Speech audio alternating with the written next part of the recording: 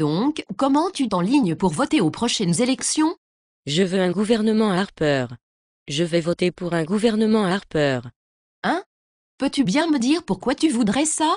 Lors de sa dernière campagne, Harper s'est engagé à défendre les droits des femmes, et dès son élection, il a aboli le programme national des services de garde à l'enfance, a rejeté la loi fédérale sur l'équité salariale, et a reculé sur la Commission du droit du Canada.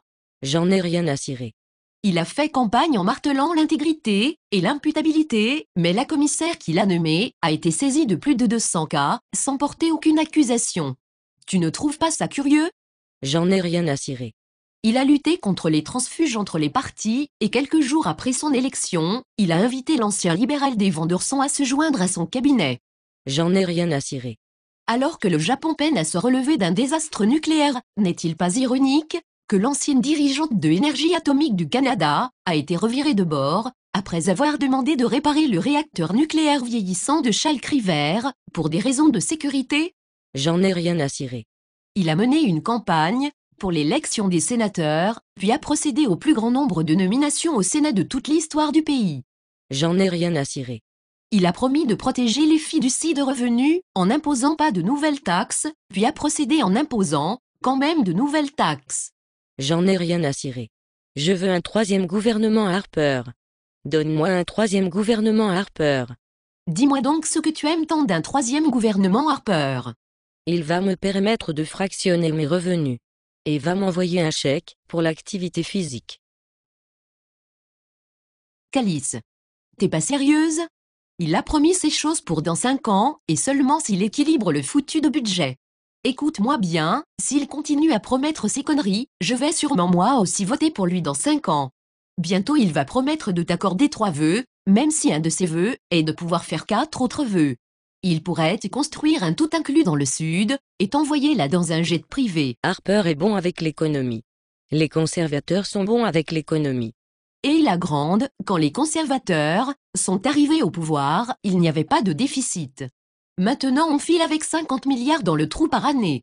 Ça c'est 5 000 $ de dette de plus par année, par famille au Canada. Réveille. Tu ne comprends pas qu'un déficit est une dette que tu vas devoir payer l'an prochain? Tu ne peux pas avoir 5 000 piastres pour gratis. Tu dois crissement le payer un jour, avec les intérêts en plus. Il dépense ton argent, comme un hostie de Soulon. Tu pourrais te payer beaucoup de caisses de Laurentide avec 5 000 piastres, ou beaucoup de iPad 2 avec le Smart Cover en prime. Mais ça c'est à cause de la récession. Le gouvernement Harper nous a conduits à travers la récession. Le Canada est en bonne position grâce au gouvernement Harper. Je veux un troisième gouvernement Harper. Et il t'a rien compris toi. À part de dépenser comme un hostie de Soulon drogué, le Canada est en bonne position pour 2 raisons. 1. Nous avons des ressources naturelles. 2. Nos banques ne se sont pas embarquées dans des conneries risquées. Et devine pourquoi elles ne se sont pas embarquées dans des conneries risquées? Parce qu'elles sont réglementées. Et devine qui s'est battu contre les réglementations lorsqu'il était à l'opposition? Le putain de pré-gouvernement Harper. Il disait que les réglementations limitaient les affaires. Il voulait que nos banques deviennent comme les banques américaines. Nous aurions été dans la merde jusqu'au cou comme les Américains avec leurs foutues banques. Sacrament, on n'est pas en bonne position grâce à Harper, on est en bonne position parce qu'à l'époque, on a résisté aux idées de Harper. Je veux quand même avoir un gouvernement Harper. Donne-moi un gouvernement Harper. Donne-moi un gouvernement Harper majoritaire. Et je viens d'avoir un éclair de génie. Je viens de voir la lumière. Ok. Espérons avoir un foutu gouvernement Harper majoritaire.